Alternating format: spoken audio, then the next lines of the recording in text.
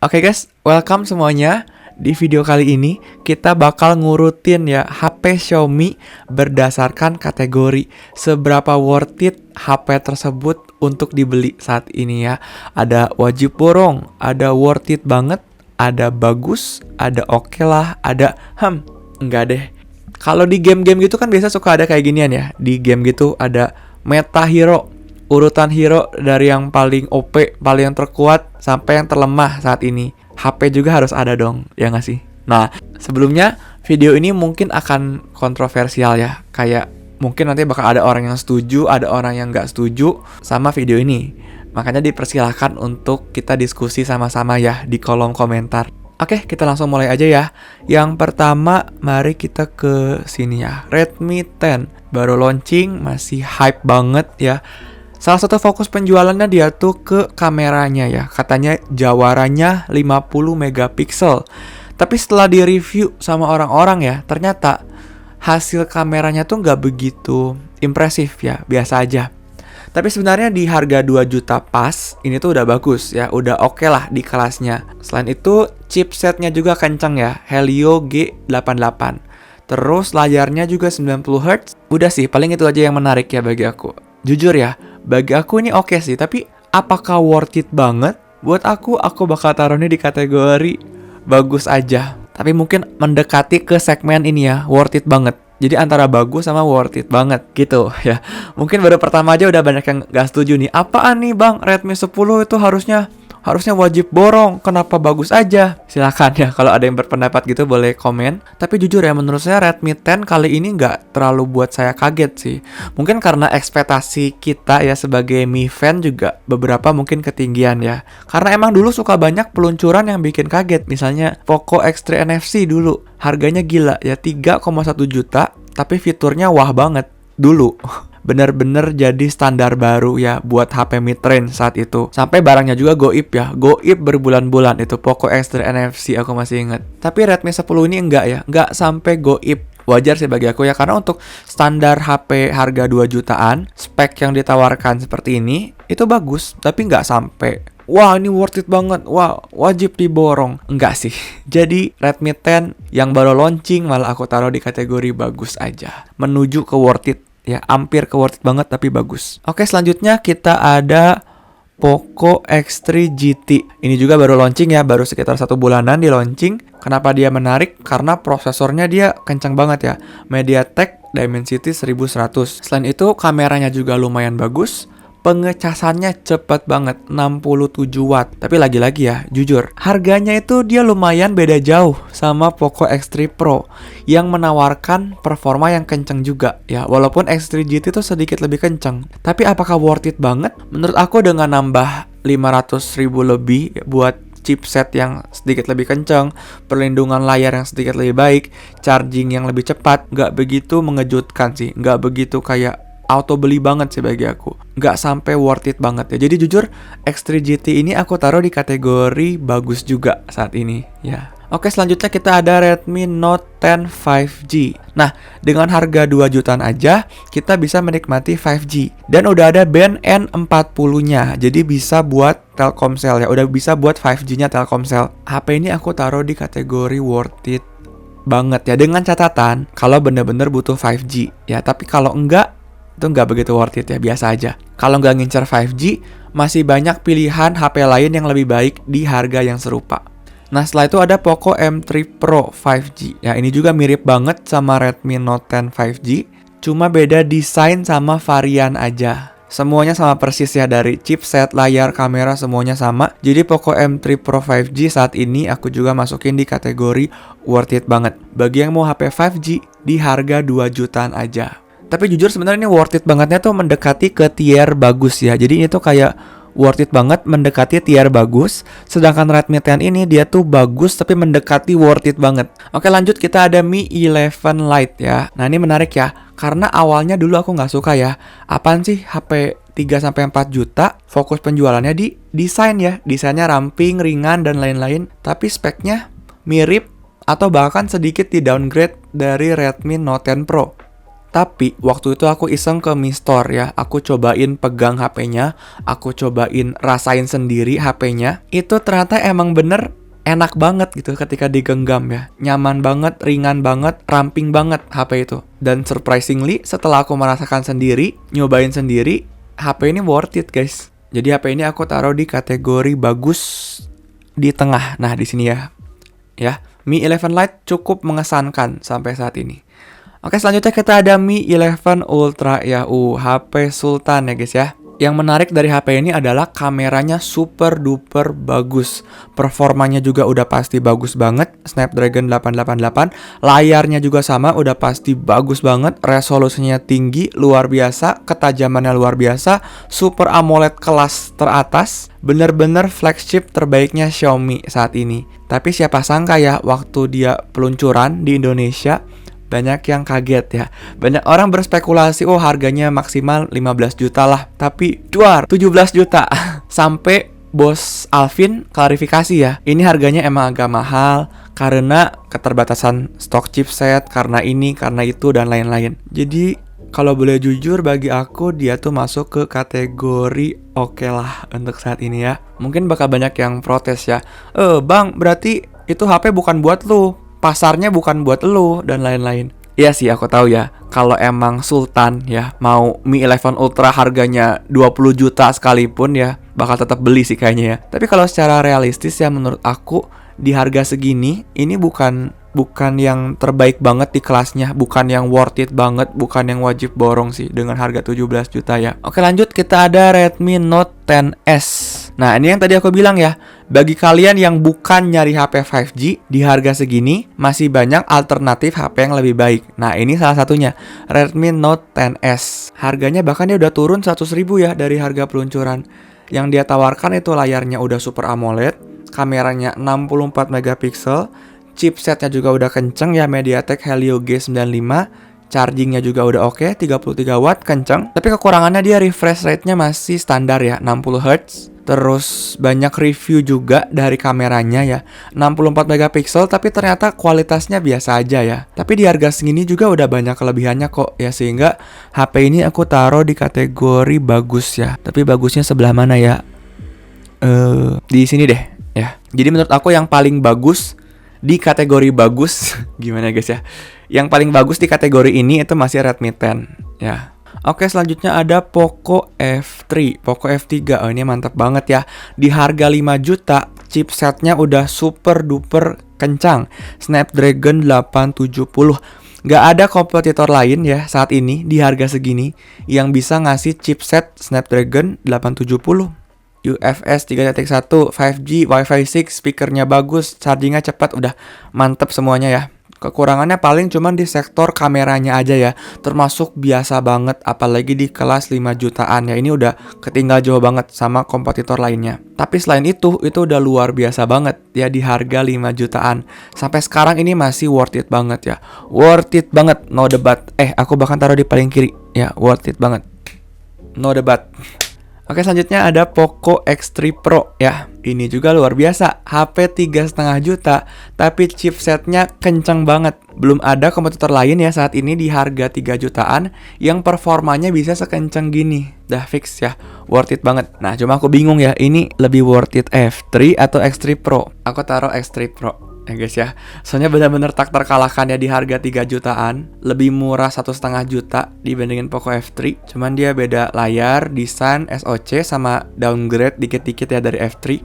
Menurut aku X3 Pro ini masih luar biasa banget ya di harga 3,5 juta sih. Mungkin banyak yang gak setuju ya, mungkin banyak yang naruh F3 di sebelah kiri. Tapi ya gimana guys ya, aku harus milih salah satu ya. Kalau mereka bisa ditumpuk, aku tumpuk, tapi aku harus pilih salah satu.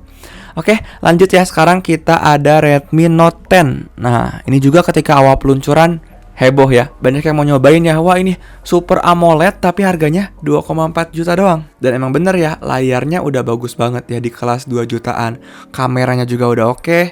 Chargingnya juga menarik ya. Di harga segini tapi cepet banget, 33 watt. Chipsetnya juga udah oke ya di harga segini, walaupun bukan yang terkencang ya, Snapdragon 678. Worth it banget buat dicoba. Cuma kelemahannya paling RAM sama storage-nya kecil ya. Cuma ada yang 464, terus nggak ada NFC juga paling. ya. Tapi ngelihat harganya segitu, menurut aku sih ini masih HP yang bagus banget ya.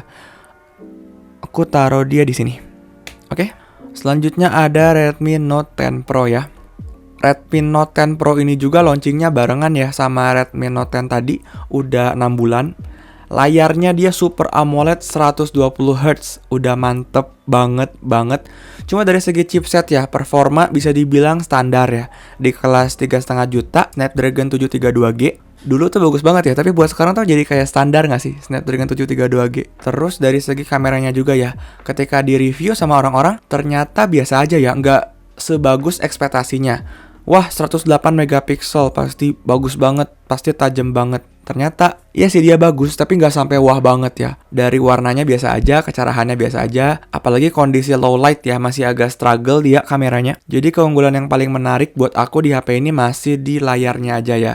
Jadi aku taruh dia di kategori bagus. Bahkan surprisingly aku bakal taruh dia bagus yang paling kanan ya. Bagus mendekati oke lah. Apalagi harganya dia belum turun ya. Udah launching 6 bulan lalu. Tapi sampai sekarang kalau di harga resminya dia masih sama ya. 3,5 juta untuk varian terendahnya. Selanjutnya ada Mi 11 flagship 10 juta. Layarnya bagus banget. Performanya juga. Kameranya juga bagus. Tapi sama ya, ini launchingnya udah lebih dari 6 bulan lalu. Dan pernah ada isu ya seperti overheating. Walaupun itu cuma di benchmark doang sih overheatingnya ya. Dan nanti sebentar lagi akan masuk Mi 11T ya. Mi 11T sama Mi 11T Pro. Menurut aku Mi 11 ini bakal kebanting sih, bakal agak jatuh ya ketika nanti udah launching di Indonesia Mi 11T sama Mi 11T Pro. Aku sendiri sih udah nggak terlalu saranin untuk beli Mi 11 sekarang. Jadi aku taruh di kategori oke lah ya guys ya, oke lah untuk saat ini. Oke, selanjutnya ada Redmi 9T. Dia tuh kembarannya Poco M3 ya, cuma beda desain doang sama ada kamera ultrawide-nya. Tapi dia nambah 100.000 dan ternyata ya kamera ultrawide-nya itu biasa aja, nggak terlalu bagus. Jadi menurut aku sih ini nggak terlalu worth it ya untuk nambah 100.000 demi kamera ultrawide doang dan kualitasnya kurang baik. Tapi sisanya ya dari segi performa Snapdragon 662 ini udah worth it banget di kelas 1 jutaan. Terus baterainya wow ya 6000 mAh, gede banget. Kamera utamanya juga udah termasuk oke. Layarnya besar, resolusinya juga udah Full HD Plus ya. Chargingnya juga udah lumayan ya, Type-C 18 watt. Udah solid banget buat di harga 1 jutaan. Aku taruh dia di kategori bagus. Nah sekarang kembarannya ya, Poco M3. Aku bahkan taruh dia di kategori worth it banget ya. Walaupun dia saudaraan, tapi menurut aku Poco M3 ini dengan lebih murah 100.000, cuma beda ultrawide doang, ini udah mantap banget ya di harga 1,7 jutaan. Speknya sama persis kayak Redmi 9T dan desainnya dia tuh unik banget bagi aku ya, ada warna kuning, terus kamera BAM-nya kotak gitu ya guys ya. Pilihan yang solid, pilihan yang worth it banget saat ini untuk di harga 1 jutaan. Oke, next kita ada Mi 10T. Aku lihat di harga resminya dia masih 6 juta ya. Anehnya sama kayak Mi 10T Pro ya, 8128 sama-sama 6 juta. Ini kayaknya belum diupdate sih harganya mungkin ya. Oke, jadi di seri Mi 10T ini keunggulannya kameranya bagus ya. Apalagi yang Pro ya, yang Mi 10T Pro 108 megapiksel, udah ada OIS. Chipsetnya juga kenceng ya, Snapdragon 865. Tapi sayangnya menurut aku kedua HP ini tuh sudah terbunuh dengan adanya peluncuran Poco F3 dan Poco X3 Pro ya, yang harganya bahkan jauh lebih murah dibandingkan mereka. Ditambah lagi, bentar lagi bakal launching Mi 11T di Indonesia ya, karena kemarin baru launching global. Aku bakal taruh mereka berdua di kategori enggak deh. Menurut aku saat ini nggak worth it ya buat beli mereka ya. Mending tunggu dulu ya, tunggu 1-2 bulan lagi. Karena kemungkinan nanti ketika launching Mi 11T di Indonesia, harganya bakal mirip ya kemungkinan sama Mi 10T sama Mi 10T Pro. Aduh kenapa ya, aku kayak takut videonya tuh dilihat sama Xiaomi Indonesia gitu. Kayak takut dimarahin ya. Hapus video kamu, itu merusak bla bla bla bla. Entahlah ya, mungkin itu akunya doang yang overthinking ya. Oke, lanjut kita ada Poco X3 NFC. Nah ini juga tahun kemarin ketika launching bener-bener gila banget ya. Yang tadi aku bilang bener-bener jadi standar baru di kelas mid-range. Chipsetnya mantep, layarnya luar biasa di kelasnya saat itu. Speaker stereo, NFC, kamera bagus, bener-bener gak ngotak dulu ya. Sampai barangnya goib berbulan-bulan, saking worth it-nya HP ini. Tapi sekarang menurut aku ya, wah ini udah turun tahta banget. Dari asalnya wajib borong, sekarang tuh jadi ke oke lah menuju enggak deh menurut aku ya. Karena udah banyak pilihan lain yang lebih worth it ya. Bahkan kembarannya sendiri, Poco X3 Pro, performanya jauh banget. Sisanya sama ya, cuma paling kameranya doang ya, X3 NFC lebih bagus kameranya. Tapi menurut aku untuk sekarang, si doi ini udah turun tahta banget ya. Oke, kita lanjut ke Redmi 9A. Dia chipsetnya Helio G25, kameranya 13 megapiksel, baterainya gede, layarnya gede. Harganya cuma 1,1 jutaan guys, untuk varian 232.